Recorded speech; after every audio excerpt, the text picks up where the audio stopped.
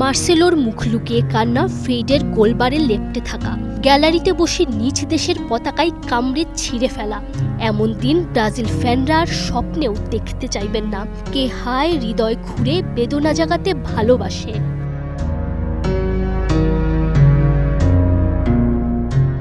আজও জার্মানির হয়ে 7-1 গোলে হারের স্মৃতি ব্রাজিলকে মিনেইরাজোর ভূত হয়েই তাড়া করে। বলা হয় কারো পৌষ মাস, কারো সর্বনাশ। তবে 2014 সালের বিশ্বকাপের সেমিফাইনালে নেইমারদের দলের সেই সর্বনাশ প্রতিপক্ষের সমর্থকদের কাছে, বিশেষ করে আর্জেন্টাইনদের কাছে চিরদিন হাস্যরসের খোরাক হয়েই থাকবে, থেকে যাবে।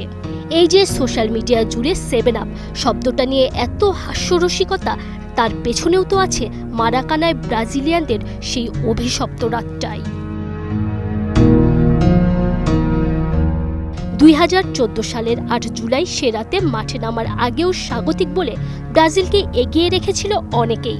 অথচ মুলার, ক্লোজা ক্রুজদের একের পর এক গোলে ঝাঁঝরা হয়েছিল ব্রাজিলের গোলবার, ঝাঁঝরা হয়েছিল ভক্তদের বুকটাও।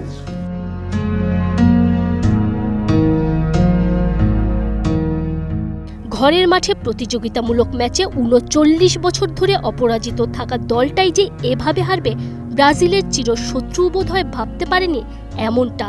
ম্যাচের 11 মিনিট থেকে মুলারদের তাণ্ডব শুরু। 7খানা গোল পূরণ হয়েছিল ম্যাচের 79 মিনিটে গিয়ে। কেবল একটা গোল শোধ হয়েছিল ম্যাচের অন্তিম মুহূর্তে অস্কারের কল্যাণে। সেই রাতে ম্যাচ শেষে জার্মান ডিফেন্ডার ম্যাট হুমেলস বলেছিলেন, আমরা দ্বিতীয়ার্ধে ব্রাজিলকে অসম্মান না করার সিদ্ধান্ত নিয়েছিলাম, না হলে হয়তো গোল হতে পারত আরও কয়েকটা।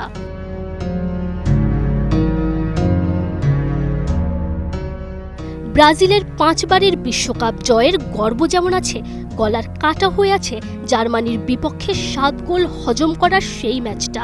এমন না যে বড় কোনো দল এর আগে লজ্জার পরাজয় বরণ করেনি, তবে সেলেসাওদের এই লজ্জার মতো আর কোনো ম্যাচ নিয়ে এত সমালোচনাও হয়নি।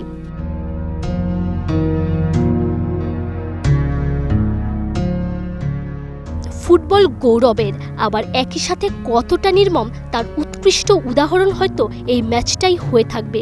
বিশ্বখ্যাত চিত্রশিল্পী ভ্যান গগ ঠিকই বলেছিলেন, sadness will last for ever.